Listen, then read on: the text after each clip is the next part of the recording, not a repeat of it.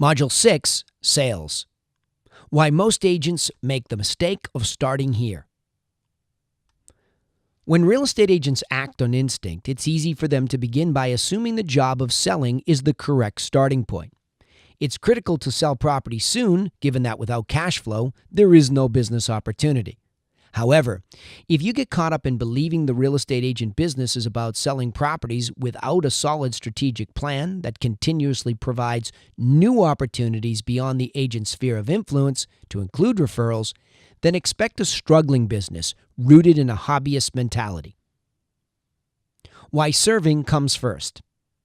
The digital age has increased transparency to the extent that the truthful, helpful agent has no excuse not to succeed.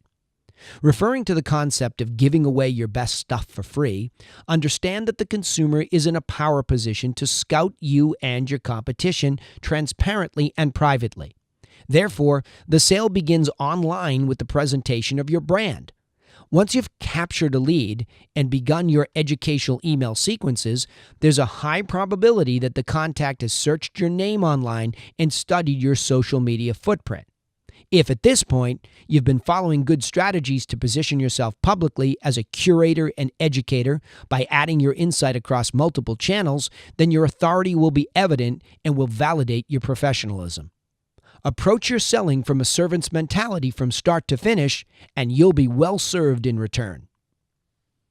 The most important reading you'll ever do. The irony about selling in the field, whether you're trying to win a listing, solicit an offer for that listing, or bring your buyer to the point of writing an offer, there really is nothing to sell. We know that sounds strange. However, in our experience, we suggest you position yourself as a true guide who continues to read your client by asking questions. You must identify objections and solve subsequent problems for your client by being resourceful. Using this strategy, you'll be able to lead your client so they feel comfortable entering a negotiation and subsequently a contract for sale. Don't be afraid to ask for the deal.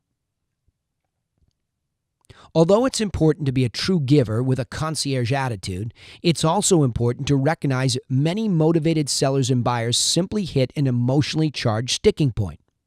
There is no black and white moment when a real estate agent should look for that opportunity where closing for the deal is possible. There are so many variables that affect human decisions that it's critical to rely on your instincts to feel when the time is right to suggest to your client to take the next step. While there may be trigger words used by the consumer that help you recognize the moment, it's best to rely on your personal empathy and try to enter your client's proverbial shoes. Remember that after all this time building a relationship of trust, they want and need your guidance, so ask for the deal.